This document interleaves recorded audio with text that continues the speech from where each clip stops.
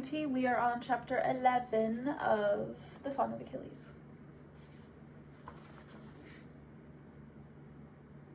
The last bit of sun was flaring on the western horizon as we passed the boundary stone that marked the palace grounds. We heard the cry go up from the guards and an answering trumpet. We crested the hill, and the palace lay before us. Behind it brooded the sea. And there on the house's threshold, sudden as a lightning strike, stood Thetis. Her hair shone black against the white marble of the palace. Her dress was dark, the color of an uneasy ocean, bruising purples mixed with churning grays. Somewhere beside her there were guards, and Peleus too, but I did not look at them.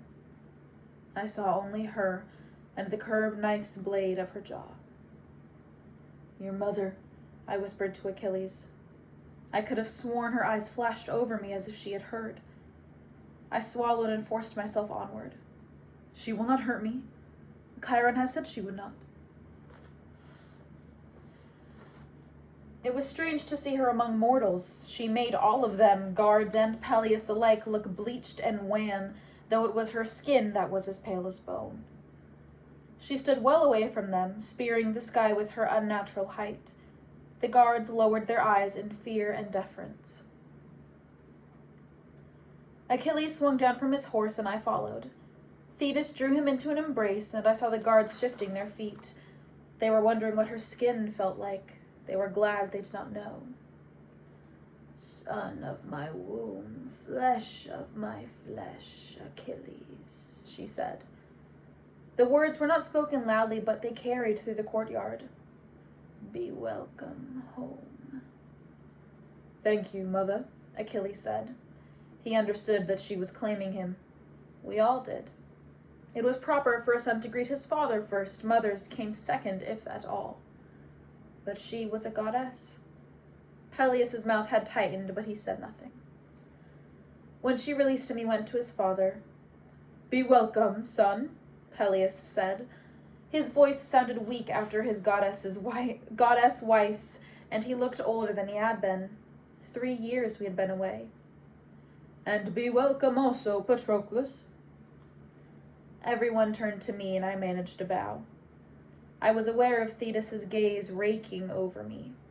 It left my skin stinging as if I had gone from the briar patch to the ocean. I was glad when Achilles spoke. "What is the news, father?" Peleus eyed the guards. Speculation and rumor must be racing down every corridor. "I have not announced it, and I do not mean to until everyone is gathered. We were waiting on you. Come and let us begin." We followed him into the palace. I wanted to speak to Achilles, but did not dare to. Thetis walked right behind us. Servants skittered from her, huffing in surprise. The goddess! Her feet made no sound as they moved over the stone floors. The great dining hall was crammed full of tables and benches. Servants hurried by with platters of food or lugged mixing bowls brimming with wine. At the front of the room was a dais raised. This is where Peleus would sit, beside his son and wife. 3 places. My cheek went red. What had I expected? Even amidst the noise of the preparations, Achilles' voice seemed loud. "Father, I do not see a place for Patroclus." My blush went even deeper. "Achilles," I began to whisper. "It does not matter," I wanted to say. "I will sit with the men. It is all right." But he ignored me. "Patroclus is my sworn companion. His place is beside me."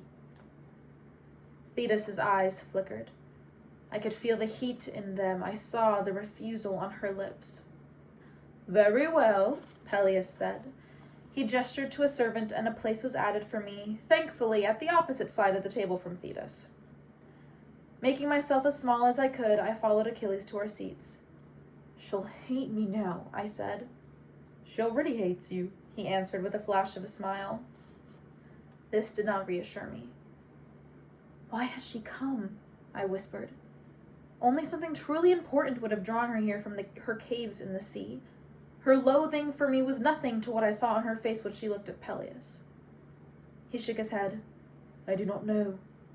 It is strange. I have not seen them together since I was a boy." I remembered Chiron's parting words to Achilles. You should consider your answer. Chiron thinks the news will be war. Achilles frowned. But there was always war in Mycenae. I do not see why we should have been called. Peleus sat, and a herald blew 3 short blasts upon his trumpet, the signal for the meal to begin.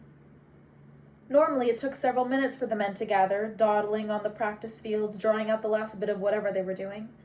But this time they came like a flood after the breaking of the winter's ice. Quickly the room was swollen with them, jostling for seats and gossiping. I heard the edge in their voices a rising excitement. No one bothered to snap at a servant or kick aside a begging dog. There was nothing on their minds but the man from Mycenae and the news he had brought. Thetis was seated also. There was no plate for her, no knife. The gods lived on ambrosia and nectar, on the savor of our burnt offerings and the wine we poured over their altars. Strangely, she was not so visible here, so blazing as she had been outside. The bulky, ordinary furniture seemed to diminish her somehow. Peleus stood. The room quieted out to the farthest benches. He lifted his cup. I have received word from Mycenae, from the sons of Atreus, Agamemnon, and Menelaus. The final stirrings and murmurs ceased utterly. Even the servants stopped. I did not breathe. Beneath the table, Achilles pressed his leg to mine. There has been a crime. He paused again as if he were weighing what he would say. The wife of Menelaus, Queen Helen, has been abducted from the palace in Sparta. Helen. The hushed whisper of men to their neighbors. Since her marriage, the tales of her beauty had grown still greater. Menelaus had built around her palace walls thick with double-layered rock. He had trained his soldiers for a decade to defend it. But for all his care, she had been stolen. Who had done it? Menelaus welcomed an embassy sent from King Priam of Troy. At its head was Priam's son, the Prince Paris, and it is he who is responsible. He stole the Queen of Sparta from her bedchamber while the king slept. A rumble of outrage. Only an Easterner would so dishonor the kindness of his host. Everyone knew how they dripped with perfume, were corrupt from soft living. A real hero would have taken her outright with the strength of his sword. Agamemnon and Mycenae appeal to the men of Hellas to sail to the kingdom of Priam for her rescue. Troy is rich and will be easily taken, they say. All who fight will come home wealthy and renowned. This was well worded. Wealth and reputation were the things our people had always killed for. They have asked me to send a delegation of men from Thea, and I have agreed. He waited for the murmuring to settle before adding, though I will not take any man who does not wish to go, and I will not lead the army myself. Who will lead it? Someone shouted. That is not yet determined, Peleus said, but I saw his eyes flicker to his son. No, I thought. My hand tightened on the edge of the chair. Not yet. Across from me, Thetis' face was cool and still, her eyes distant. She knew this was coming, I realized. She wants him to go. Chiron and the Rose Cave seemed impossibly far away, a childish idol. I understood suddenly the weight of Chiron's words. War was what the world would say Achilles was born for. That his hands and swift feet were fashioned for this alone, the cracking of Troy's mighty walls.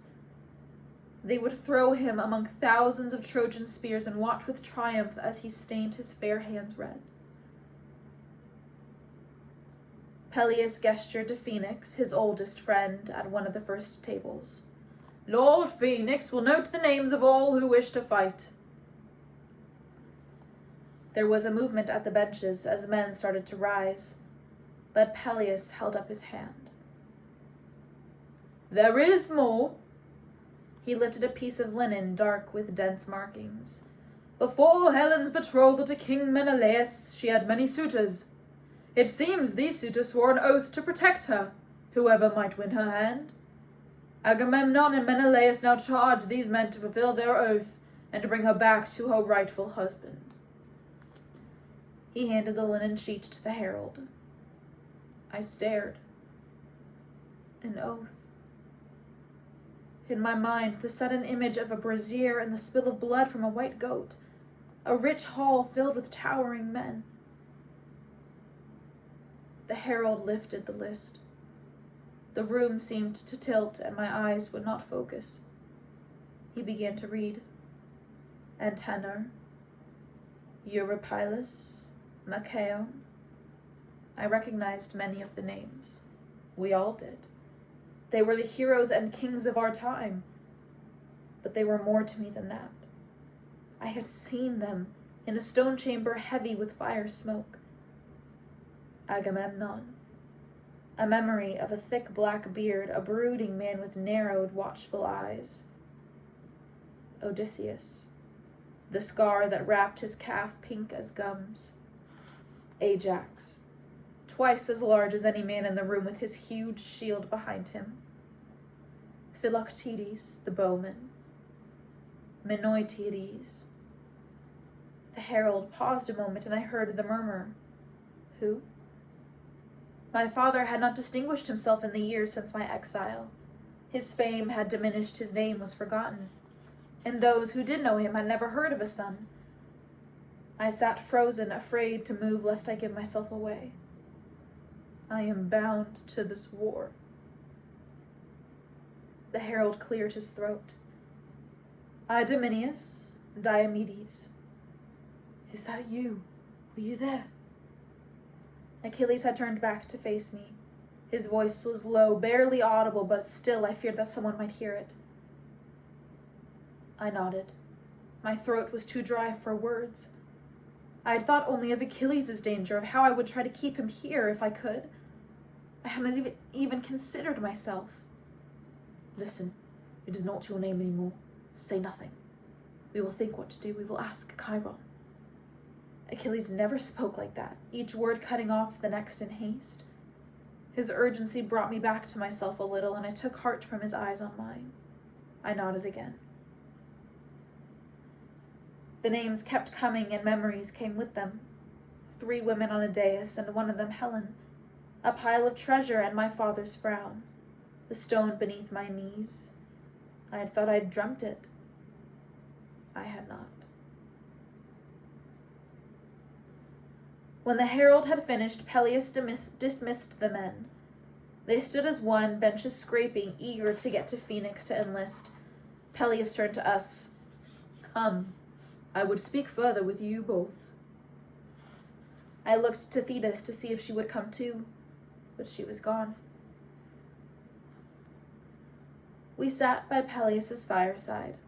He had offered us wine, barely watered. Achilles refused it. I took a cup but did not drink. The king was in his old chair, the one closest to the fire, with its cushions and high back. His eyes rested on Achilles. I have called you home with the thought that you might wish to lead this army.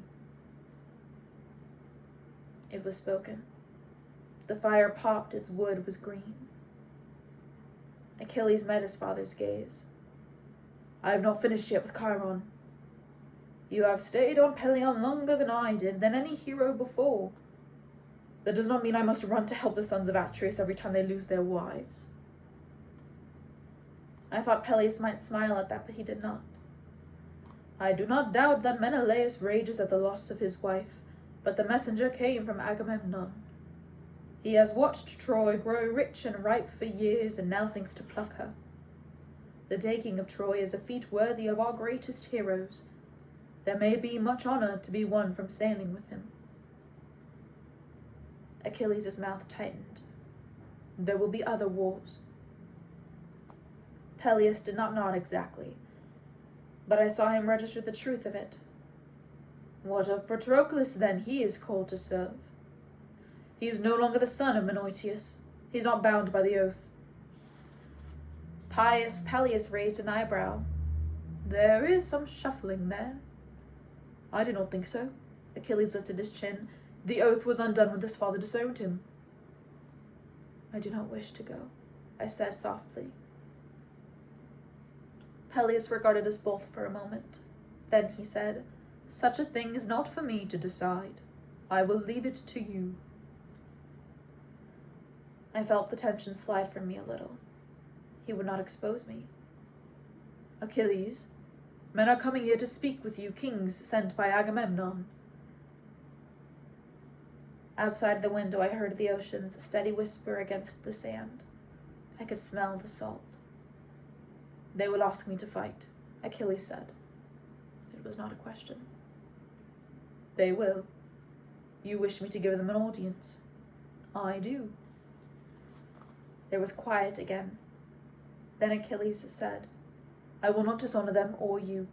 I will hear their reasons, but I say to you that I do not think they will convince me. I saw that Peleus was surprised a little by his son's certainty, but not displeased. That is also not for me to decide, he said mildly. The fire popped again, spitting out its sap. Achilles knelt, and Peleus placed one hand on his head. I was used to seeing Chiron do this, and Peleus's hand looked withered by comparison, threaded with trembling veins. It was hard to remember sometimes that he had been a warrior, that he had walked with gods. Achilles' room was as we had left it, except for the cot, which had been removed in our absence. I was glad. It was an easy excuse in case anyone asked why we shared a bed. We reached for each other, and I thought of how many nights I had lain awake in this room, loving him in silence. Later, Achilles pressed close for a final drowsy whisper. If you have to go, you know I will go with you. We slept. And that's the end of chapter 11.